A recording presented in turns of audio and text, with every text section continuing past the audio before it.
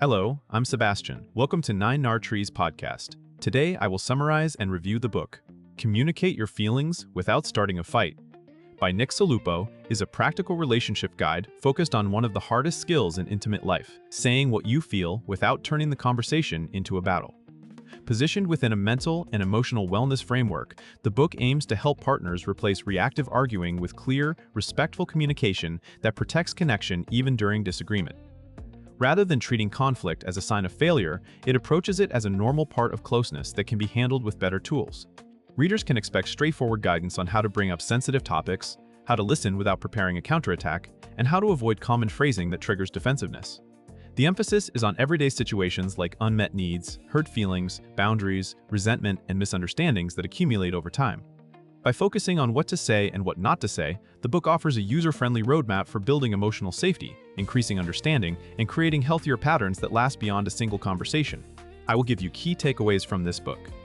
Firstly, understanding why conversations escalate. A core theme is recognizing the predictable mechanics behind fights. Many couples believe arguments are caused by the topic itself, but escalation is often driven by threat responses, feeling blamed, dismissed, controlled, or unsafe. The book frames conflict as a cycle where tone, timing, and wording signal danger, leading to defensiveness, counterattacks, or shutdown. It highlights how assumptions and mind reading intensify tension, especially when partners interpret a complaint as a judgment of character. Another emphasis is the difference between intent and impact. Even well-meaning statements can land as criticism when delivered at the wrong moment or with absolute language. By learning to notice early signs such as sarcasm, rapid speaking, interrupting, and scorekeeping, readers can intervene sooner. The focus is less on winning an argument and more on keeping the nervous system calm enough for problem solving. This topic encourages readers to take responsibility for their side of the pattern, including acknowledging emotional triggers and learning how past experiences can shape current reactions. When couples understand that escalation is a process rather than a sudden explosion, they gain more control and can choose communication that de-escalates rather than inflames. Secondly, how to express feelings with clarity and ownership. The book stresses that effective emotional communication starts with naming feelings and needs without assigning fault.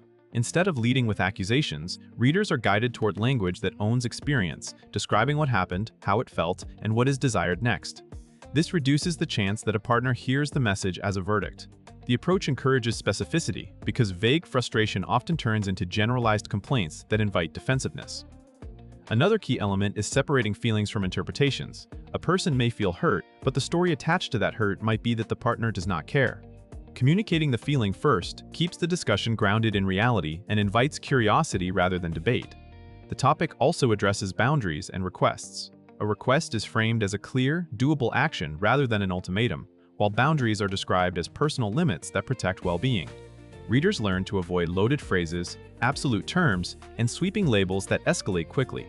By emphasizing calm delivery, timing, and the goal of connection, the book equips partners to speak honestly without sounding hostile and to be assertive without becoming aggressive. Thirdly, what not to say, common phrases that trigger defensiveness.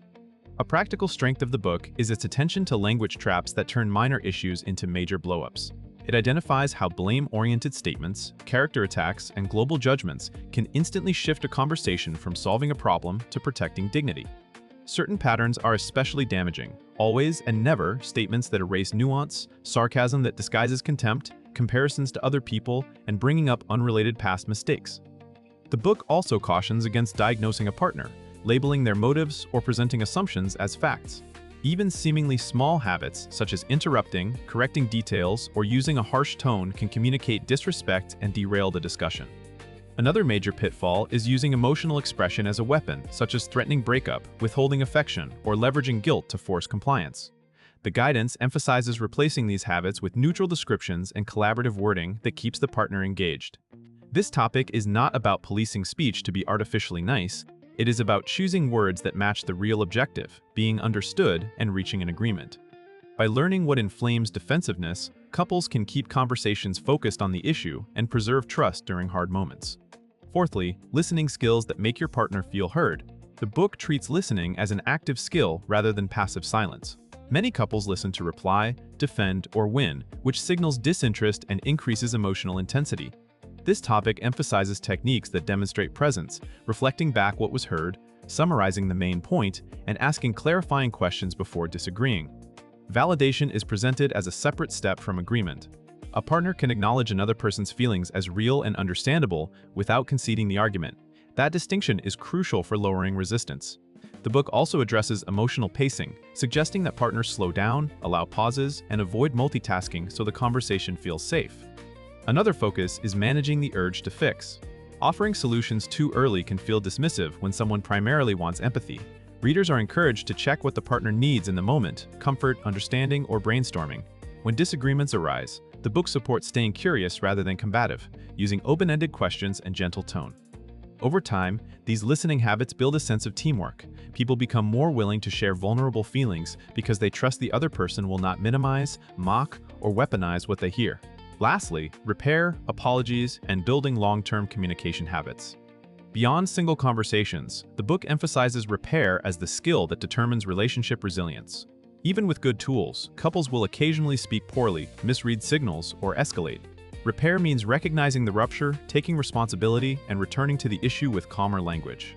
This topic highlights the difference between a real apology and a performative one. A meaningful apology includes acknowledging impact, expressing regret, and stating what will change. It avoids conditional phrasing that shifts blame back to the partner. The book also supports setting shared rules for conflict, such as no name-calling, no threats, and taking breaks when emotions spike. Those agreements reduce chaos and create predictability. Another element is follow-through, checking in after a discussion, clarifying next steps, and keeping small commitments so trust accumulates. The topic encourages couples to practice communication when things are calm, not only in crises, because habits formed in peace are easier to access under stress. Over time, these routines reduce resentment and increase emotional safety. The broader takeaway is that healthy communication is less about perfect wording and more about consistent respect, accountability, and a shared commitment to solve problems together. In conclusion, this book is best for couples who care about each other but feel stuck in recurring arguments, as well as individuals who want to communicate needs and boundaries without being perceived as attacking. It can also benefit readers who grew up around conflict avoidance or explosive conflict and want a steadier, more respectful way to talk. The practical value is that better communication improves daily life quickly, less emotional exhaustion, fewer misunderstandings, and more confidence bringing up sensitive topics before resentment. Bringing up sensitive topics before resentment builds. By focusing on both what to say and what not to say, the book helps readers reduce triggers that derail conversations and replace them with clear, ownership-based language and stronger listening habits.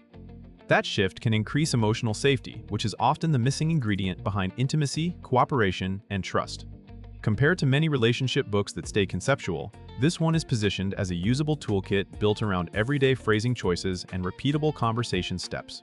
It is worth buying for readers who want a direct, action-oriented guide they can apply in real time, especially during high-emotion moments where good intentions often fail without a plan. If you would like to support Nic Saluppo, you can buy the book through the Amazon link I've provided in the podcast description. After reading the book, please let me know what you think and share your thoughts. See you around.